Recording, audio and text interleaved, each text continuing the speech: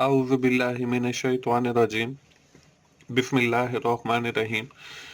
अस्सलाम वालेकुम दोस्तों, मैं हूं मोहसिन रज़ा और आप लोग देख रहे हैं 24/7 टीचर्स ऑनलाइन। दोस्तों, जो दोस्त पहली बार मेरी वीडियो को देख रहे हैं या वो लोग जो मेरे चैनल पर न्यू हैं, वो जल्दी से मेरा चैनल सब्सक्राइब कर लें और साथ ही बेल के आइकन पर भी क्लिक कर लें ताकि मेरी हर आने वाली वीडियो आप लोगों तक पहुंच सके और आप उससे सीख सकें। दोस्तों, पिछली क्लास के अंदर हमने बैंक रिकन्सिलिएशन शुरू की थी। मैंने आपको बताया था कि बैंक रिकन्सिलिएशन स्टेटमेंट से रिलेटेड हमारे 2 लेक्चर होंगे, एक पार्ट 1 और एक पार्ट 2। पार्ट 1 हमने पिछली बार देखा जिसमें मैंने आपको बैंक रिकन्सिलिएशन स्टेटमेंट से रिलेटेड जितनी भी थ्योरीज थी, जितनी भी डेफिनेशंस थी या जितनी भी टर्मिनोलॉजीज हमने यूज करनी है उनके बारे में बताया। और साथ ही मैंने आपको उसके अंदर जो 4 किस्म की गलतियां होती हैं हमारी नॉर्मली, वो भी बताई। दोस्तों, आज की क्लास पार्ट 2 के अंदर हम लोग उससे रिलेटेड एक एग्जाम्पल करने वाले हैं। दोस्तों, आज की क्लास शुरू करने से पहले हम लोग क्विकली ये देख लेते हैं कि हमने पिछली क्लास के अंदर क्या चीजें पढ़ी थी। दोस्तों, पिछली क्लास के अंदर हमने अपनी बात शुरू की थी बैंक रिकन्सिलिएशन स्टेटमेंट से, और मैंने आपको ये बताया था कि basically bank reconciliation statement is the settlement of books account and bank account. उसके साथ ही मैंने आपको ये बताया था कि हम कोई 4 किस्म की बुक्स मेंटेन करते हैं बैंक रिकन्सिलिएशन स्टेटमेंट के लिए, या बिजनेस को रन करने के लिए, या बैंक के ट्रांजैक्शन को करने के लिए। उसके साथ ही मैंने आपको ये भी बताया था कि इन विच सिचुएशन हमारे पास कौन सी ऐसी सिचुएशन होती है जब हमारा बैलेंस जो है वो फेवरेबल होता है, और कौन सी ऐसी सिचुएशन होती है जब हमारा बैलेंस अनफेवरेबल होता है। उसके साथ ही मैंने आपको ये भी बताया था कि हम कौन कौन सी ऐसी एंट्रीज हैं जो बैंक रिकन्सिलिएशन के लिए इस्तेमाल करेंगे। दोस्तों, यहां तक तो थी हमारी पिछली क्लास। आज की क्लास में हम लोग बात करने वाले हैं बैंक रिकन्सिलिएशन स्टेटमेंट के ऊपर, लेकिन आज की क्लास के अंदर हम with in detail bank reconciliation statement की जो रियल टाइम एग्जांपल है उसके ऊपर बात करने वाले हैं। तो अगली स्लाइड के ऊपर दोस्तों आपको एग्जांपल नजर आ रही है। अ trading company is closing it's books. एक ट्रेडिंग कंपनी है, वो अपनी बुक्स को क्लोज कर रही है, and must prepare a bank reconciliation for the following item. और वो भी बैंक रिकन्सिलिएशन स्टेटमेंट बनाएगी नीचे जो एंट्रीज आपको दी गई हैं उन हिसाब से। इसमें पहली एंट्री है bank statement contain ending balance RF 3 lakh on February 28, 2018 के उनकी जो बैंक स्टेटमेंट है उसका जो बैलेंस है वो 3 लाख है 28 फरवरी 2018 को। अब अगर मैं आपसे ये सवाल करूं कि ये बैलेंस जो है हमारा फेवरेबल है या अनफेवरेबल है, तो आपको फौरन इसका जवाब आना चाहिए। जी बिल्कुल, हमने ये पढ़ा था कि बैंक के अंदर जो है हमारा जो फेवरेबल बैलेंस होता है वो क्रेडिट होता है, तो इसलिए ये वाला जो बैलेंस है ये हमारा क्रेडिट बैलेंस है। Whereas the company ledger shows ending balance RF 2,51,500 कि हमारा जो कंपनी का लेजर है या जो कैश बुक है उसका जो बैलेंस है वो 2,51,500 है। अब ये बैलेंस भी हमें पता होना चाहिए कि ये फेवरेबल है या अनफेवरेबल है। तो कैश बुक के अंदर हमारा जो फेवरेबल बैलेंस होता है वो डेबिट होता है, तो ये हमारा जो बैलेंस है ये डेबिट है और फेवरेबल है। इसके बाद जो सेकंड एंट्री है वो है bank charges RF 500 as a service charges for operating the account. Bank ने जो है 500 रुपए as a service charges bank के वो आपके अकाउंट से काट लिए हैं, लेकिन आपने अपनी कैश बुक के अंदर एंटर नहीं किए।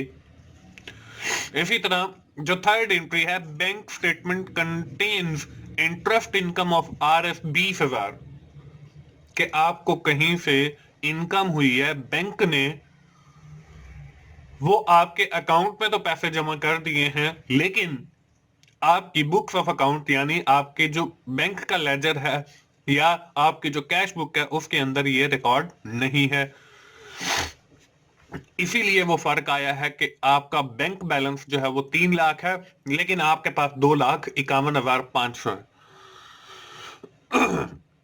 तो जब हम ये सारी एंट्रीज करेंगे तो हमारा जो बैलेंस है वो या तो बैंक के बैलेंस के बराबर हो जाएगा 3 लाख, या फिर हमारा कैश बुक का हमारा जो लेजर है वो उसके बराबर हो जाएगा 2,51,500। अगली जो एंट्री है वो है the company issued cheque RF 50,000 that have not yet been cleared by the bank. हमने जो है 50,000 के चेक किसी को इशू किए हैं, लेकिन अभी तक बैंक ने वो चेक उन लोगों की अदायगी नहीं की है या क्लियर नहीं किए हैं। अगली जो एंट्री है वो है the company deposited RF 20,000। Company ने जो है वो 20,000 का अपने अकाउंट में जमा करवाए हैं, but this did not appear on the bank statement, लेकिन ये अभी तक बैंक स्टेटमेंट के ऊपर नहीं आए। इसी तरह अगली जो एंट्री है a cheque of amount RF 1470 issued to the office supplier. हमने 1470 का किसी को चेक दिया है, was misreported in the cash payment journal as RF 1370, लेकिन गलती से वो 1370 लिखा गया। हमने करना क्या है दोस्तों, हमने prepare the bank reconciliation statement. हमने बैंक रिकंसिलिएशन स्टेटमेंट बनानी है। वो क्यों बनानी है? क्योंकि हमारा जो बैंक के अंदर बैलेंस है वो हमें 3 लाख शो हो रहा है, जबकि हमारे पास जो बिजनेस के अंदर बुक्स हैं, कैश बुक या उसका लेजर, वो हमारे पास 2,51,500 का शो हो रहा है। तो हम जो है इसकी बैंक रिकंसिलिएशन स्टेटमेंट बनाएंगे और ये दोनों बैलेंस जो है मैं आपको बराबर भी करके दिखाऊंगा। अगर ये दोनों बराबर आ जाती हैं तो इसका मतलब ये है कि हमारी बैंक रिकंसिलिएशन स्टेटमेंट बिल्कुल ठीक बनी है। तो चलिए जी, इसके चलते हैं सोल्यूशन की तरफ। सोल्यूशन शुरू करने से पहले मैं आपको बताता चलूं कि हमने पार्ट 1 बैंक रिकंसिलिएशन स्टेटमेंट के लेक्चर के अंदर कुछ रूल्स पढ़े थे। हमने उन रूल्स को मद्देनजर रखना है और ये सारी की सारी ट्रांजैक्शन करनी है। वो रूल्स क्या है बैंक रिकंसिलिएशन के? वो हमारे पास 4 रूल्स थे। पहला जो रूल था वो हमारी इनकम, प्रॉफिट और रिसिप्ट से रिलेटेड था, जिसको हमने डेबिट लिखा। अगला जो रूल था वो हमारा एक्सपेंसिव लॉस पेमेंट से रिलेटेड था, जिसको हमने क्रेडिट लिखा। इससे अगला जो रूल हमारा थर्ड रूल था वो हमारे अनप्रेजेंट चेक या जिनको हम चेक इश्यूड कहते हैं, वो हमने देखे थे, जिनको हमने डेबिट लिखा। इसी तरह हमने जो लास्ट रूल पढ़ा था वो अनक्रेडिट चेक्स का या चेक डिपॉजिट का पढ़ा था, जिसको हमने क्रेडिट लिखा। With the help of these rules हम ये बैंक रिकंसिलिएशन स्टेटमेंट बनाएंगे। तो इसमें जो सबसे पहली एंट्री है वो है बैलेंस एज पर बैंक स्टेटमेंट। हमें बैलेंस एज पर बैंक स्टेटमेंट जो है वो दिया गया है, जो कि 3 लाख है।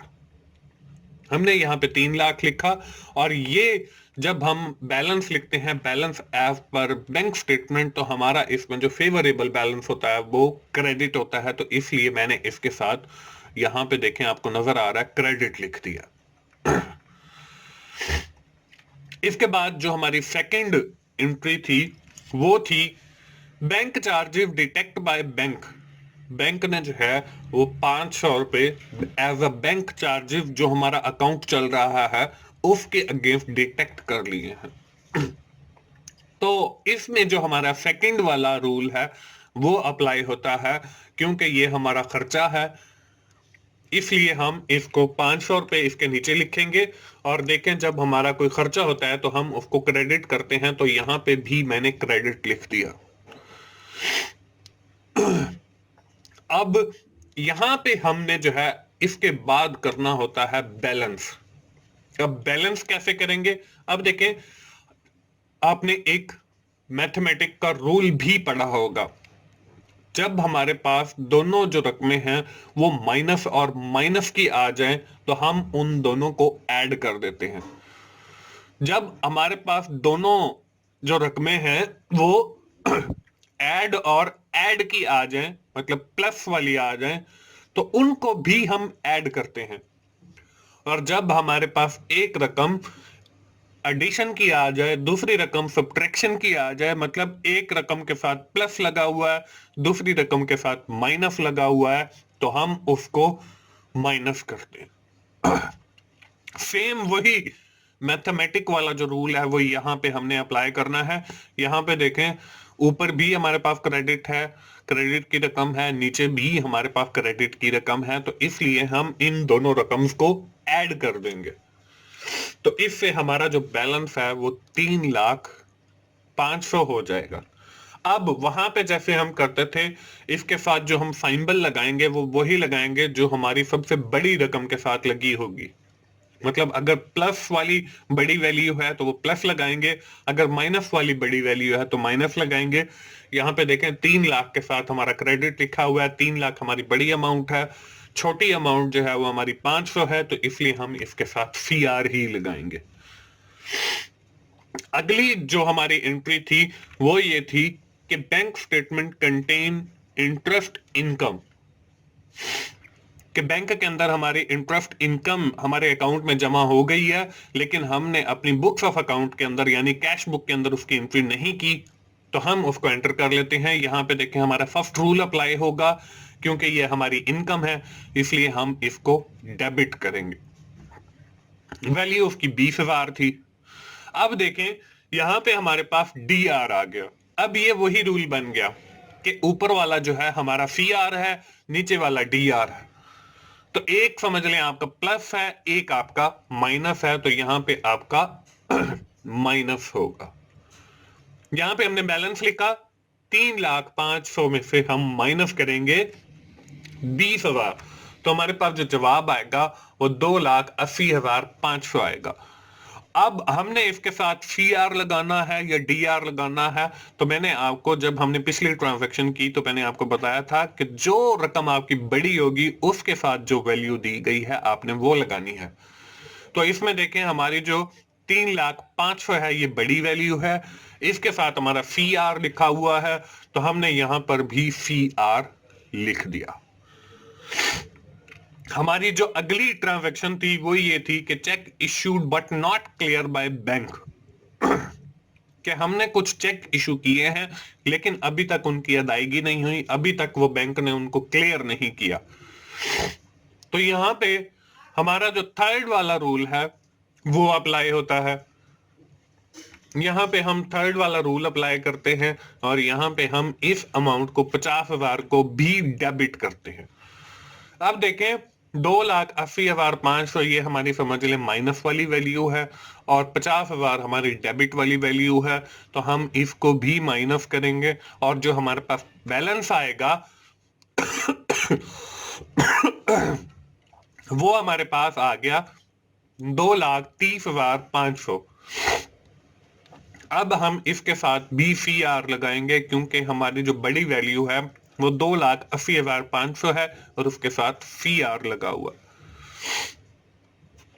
अगली जो हमारी ट्रांजैक्शन है वो है cheque deposit but not credited by bank, कि हमारे कुछ चेक जो हैं वो हमने डिपॉजिट करवाए हैं लेकिन बैंक ने अभी तक वो हमारे अकाउंट में क्रेडिट नहीं किए हैं। ये हमारा जो फोर्थ रूल है उसमें फॉल करता है और उस अमाउंट को हम करते हैं क्रेडिट। तो यहां पे 20,000 को हम करेंगे क्रेडिट। अब देखें, यहां पे हमारे पास 2,30,000 जो है 500 वो भी क्रेडिट है, और 20,000 भी क्रेडिट है। जब सिंबल एक जैसी आ जाए तो हमने मैथमेटिक्स के अंदर ये रूल पढ़ा था कि हम उन दोनों वैल्यूज को कर देते हैं ऐड। तो जब हमने इनको ऐड किया तो हमारे पास जो बैलेंस है वो आ गया 2,50,500। अब इसके साथ कौन सी सिंबल लगाएंगे, मतलब डेबिट लगाएंगे या क्रेडिट? तो बड़ी रकम के साथ देखें क्रेडिट लिखा हुआ है तो हमने इसके साथ भी क्रेडिट लिख दिया। इसके बाद हमारे जो लास्ट ट्रांजैक्शन थी वो ये थी कि मिस रिपोर्टेड चेक की या चेक एरर की, कि हमने 1470 लिखना था और 1370 लिख दिया। उसमें 1,000 का डिफरेंस आया, तो वो 1,000 का जो डिफरेंस है हमने उसको जो है ये हमने चेक चूंकि वो किया है, इसलिए हम इसको जो है क्रेडिट हमारे अकाउंट में नहीं हुआ, क्योंकि हमने 1470 का चेक दिया था और हमने जो है 1370 लिख दिए। अब बैंक ने भी 1370 का वो कर दिया, तो हमने 1370 का कर दिया, तो ये हमारा चेक डिपॉजिट था, तो इसलिए हमने इसको भी सीआर कर दिया और ऊपर वाली वैल्यू भी हमारी सीआर है। तो दोनों को जब हम ऐड करेंगे तो हमारे पास बैलेंस जो है वो 2,51,500 आ गया और इसके साथ जो वैल्यू है वो हमारी सीआर ही आएगी। यहां तक बनाने के बाद जब हम आखिरी बैलेंस हमने लिख लिया 2,51,500, तो ये वो बैलेंस है जो शुरू में देखें आपको जो क्वेश्चन दिया गया है उसमें भी लिखा हुआ है कि बैलेंस एज पर bank statement 3 lakh and balance as per आपका बिजनेस लेजर या कैश बुक वो 2,51,500 है। तो जब हम ये क्वेश्चन कर लेते हैं तो एंड के ऊपर हम एक लाइन लिखते हैं जिसमें हम लिखते हैं, अगर हमने ऊपर बैंक स्टेटमेंट से अपनी बैंक रिकंसिलिएशन शुरू किया तो हम फिर नीचे जो है बैलेंस लिखते हैं कैश बुक का। अगर हमने अपनी स्टेटमेंट जो है वो कैश बुक से शुरू की है तो फिर हम बैलेंस लिखते हैं अपनी बैंक स्टेटमेंट का। तो हमने चूंकि अपना शुरू किया है बैंक स्टेटमेंट से, तो इसलिए यहां पे मैं लिख रहा हूं बैलेंस एज पर कैश बुक, और वो है हमारा 2,51,500। और इसके साथ आप जो है हमारा एंडिंग के साथ क्रेडिट आया हुआ है, लेकिन हमने यहाँ पे जो है वो डेबिट लिखना है, क्योंकि कैश बुक का जो फेवरेबल बैलेंस होता है वो डेबिट होता है। ये थी दोस्तों हमारी बैंक रिकंसिलिएशन स्टेटमेंट की एग्जाम्पल। मुझे उम्मीद है सारे दोस्तों को समझ आ गई होगी। दोस्तों हमने ये जो बैंक रिकंसिलिएशन स्टेटमेंट बनाई है इसको वेरीफाई भी कर सकते हैं। उसको वेरीफाई करने के लिए क्या करेंगे, वेरिफिकेशन के लिए हम ये करेंगे कि पहले हमने जो है बैलेंस लिया था, बैलेंस एज पर बैंक स्टेटमेंट 3 लाख, लेकिन अगर हम बैलेंस एज पर कैश बुक लें जो कि 2,51,500 था और उसके बाद उसको सॉल्व करें और हमारा जो जवाब है वो आता है बैलेंस एज पर बैंक स्टेटमेंट 3 लाख, तो फिर हमारा ये जो क्वेश्चन है या जो बैंक रिकंसिलिएशन स्टेटमेंट है वो ठीक होगी। क्योंकि जब हमने बैलेंस लिया बैंक स्टेटमेंट का 3 लाख, उससे हमारा जो जवाब आया है कैश बुक का बैलेंस वो 2,51,500 है। अगर हम यही 2,51,500 को लें तो हमारा जवाब अगर 3 लाख आता है तो वो हमारा क्वेश्चन ठीक होगा। तो दोस्तों मैं आपको ये भी करके दिखा देता हूं, वेरिफिकेशन की स्लाइड आपको स्क्रीन पे नजर आ रही है, वो 4 रूल्स भी आपको स्क्रीन पे नजर आ रहे हैं। अब हम जो है अपना जो शुरू वाला बैलेंस है वो ले रहे हैं, बैलेंस एज पर कैश बुक वो है हमारा 2,51,500, और कैश बुक जब हम बनाते हैं तो हमने पढ़ा था कि हमारा इसके अंदर जो फेवरेबल बैलेंस होता है वो होता है डेबिट, इसलिए यहां पे मैंने आपको डेबिट लिख दिया। अब हम वो रिकंसिलिएशन वाली जो हमें ट्रांजैक्शंस दी गई हैं वो करते चले जाएंगे और एंड पे जो है हमारा बैलेंस आना चाहिए 3 लाख, तो फिर हमारा ये क्वेश्चन जो है बैंक रिकंसिलिएशन स्टेटमेंट ठीक होगी। ये सिर्फ वेरिफिकेशन का प्रोसेस आपने पेपर के अंदर नहीं करना, ये सिर्फ मैं आपको समझाने के लिए करके दिखा रहा हूं। पहली एंट्री थी जी हमारी बैंक चार्जेस की, जो बैंक ने डिटेक्ट कर ली थी। जब एक्सपेंसिव की बात आएगी, मैंने आपको बताया था कि हम क्रेडिट करेंगे 500 को। जब हमने क्रेडिट किया तो यहाँ पे देखें, ऊपर वाली डीआर है, नीचे वाली सीआर है, तो हम इसको माइनस करेंगे। बैलेंस जो है हमारे पास 2,51,000 आ जाएगा, और इसके साथ जो है डेबिट लिखा जाएगा, क्योंकि ऊपर जो बड़ी वैल्यू है उसके साथ डेबिट लिखा हुआ। जब हम अगली ट्रांजैक्शन करेंगे इंटरेस्ट इनकम वाली, तो ये हमारे इनकम से रिलेटेड है, ये रूल नंबर 1 के अंदर ही सॉल्व करती है। हम उसको भी डेबिट करेंगे, तो हमारे पास ऑलरेडी भी डेबिट है, फिर डेबिट किया तो ये दोनों ऐड होंगे, बैलेंस हमारे पास 2,71,000 आ गया। और इसके साथ जो हम वैल्यू लगाएंगे वो डीआर लगाएंगे। इसके बाद अगली जो एंट्री थी वो चेक इशूड की थी। चेक इशूड हम डेबिट करते हैं, 50,000 हमने इसके साथ डेबिट किया। ऊपर भी डेबिट है, नीचे भी डेबिट है, दोनों को ऐड करेंगे। बैलेंस जो है हमारे पास 3,21,000 आ गया, और इसके साथ जो वैल्यू है वो डीआर आ गई। इसके बाद हमारे थे चेक डिपॉजिट। अब चेक डिपॉजिट को हम सीआर करते हैं, मतलब क्रेडिट करते हैं। ऊपर देखें डीआर है, नीचे सीआर आ गया, तो हम इसको माइनस करेंगे। बैलेंस जो है हमारे पास 3,01,000 आ गया, और इसके साथ यहाँ पे डीआर आना था, ये गलती से जो है वो सीआर लिखा हुआ, क्योंकि बड़ी रकम जो है वो डीआर वाली है। इसके बाद हमारे पास वो चेक एरर था, वो हमारे पास 1,000 का था, वो हमारे पास होगा सीआर। ऊपर वाला डीआर है, नीचे वाला सीआर होगा, तो ये हमारे पास आ जाएगा बैलेंस 3,00,000 सीआर। जबकि हम अगर यही आखिर में लिखेंगे बैलेंस एज पर बैंक स्टेटमेंट, तो वो 3,00,000 जो है हमारा डीआर बन जाएगा। यहां पे भी सीआर लिखा हुआ है। मैंने आपको बताया था कि आखिरी जो एंट्री है वो हम डीआर की ही करते हैं। तो दोस्तों, वेरिफिकेशन से देखें हमारा जवाब वही आ गया है जो हमें शुरू में लाना था। तो इसका मतलब यह है कि हमारी बैंक रिकंसिलिएशन स्टेटमेंट बिल्कुल ठीक बन गई है।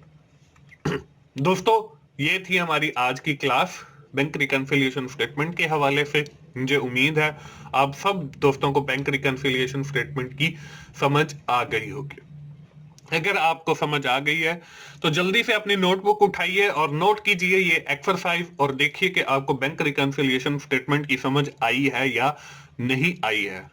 दोस्तों, इसके अंदर आपको दिया गया है, from the following particular are the Mr Mostyn and co as on June 30, 2018। इसमें बैलेंस एज पर बैंक बुक दिया गया है 79,000 का। Cheque issued but not present for payment RF 24,000, check deposit but not clear RF 35,000, interest on deposit was credited by bank but not debited in the bank book RF 1,000, a customer paid into the bank directly but not recorded in the bank book RF 13,000, other receipt in the bank that were not recorded in the bank book RF 20,000, bank charges debited by bank RF 2,000, dividend credit by bank but not intimation was received later RF 2,000. It is assumed that books of account are not closed yet. हमारी books of account जो है अभी close नहीं हुई। हमने करना क्या है, prepare the bank reconciliation statement. हमने बैंक रिकंसिलिएशन स्टेटमेंट बनानी है। दोस्तों, मुझे उम्मीद है आप लोग अगली क्लास में आने से पहले ये एक्सरसाइज जरूर सॉल्व करके आएंगे। दोस्तों, ये थी हमारी आज की क्लास बैंक रिकंसिलिएशन स्टेटमेंट का। इसके अंदर हमने पढ़ा और मैंने आपको एक एग्जाम्पल करके दिखाई, और आखिर में आपको एक एक्सरसाइज भी दी। आप जल्दी से ये एक्सरसाइज सॉल्व कीजिए और अगली क्लास में हमारी मुलाकात होगी। दोस्तों, अगर आपको फाइनेंशियल अकाउंटिंग की समझ आ रही है और मेरी वीडियोस अच्छी लग रही हैं, तो आप मेरी वीडियोस को लाइक कीजिए, अपने दोस्तों से शेयर कीजिए ताकि वो भी सीख सकें, और कमेंट की सूरत में अपना फीडबैक दीजिए ताकि मैं और ज्यादा वीडियोस को इम्प्रूव कर सकूं। दोस्तों, मेरा चैनल 24/7 टीचर्स ऑनलाइन सब्सक्राइब कीजिए और साथ ही बेल के आइकन पर भी क्लिक कीजिए ताकि मेरी हर आने वाली वीडियो और लेक्चर आप लोगों तक पहुंच सके और आप उससे सीख सकें। दोस्तों, मिलते हैं अगली क्लास में, जिसमें हम एक नया फाइनेंशियल अकाउंटिंग का टॉपिक शुरू करेंगे।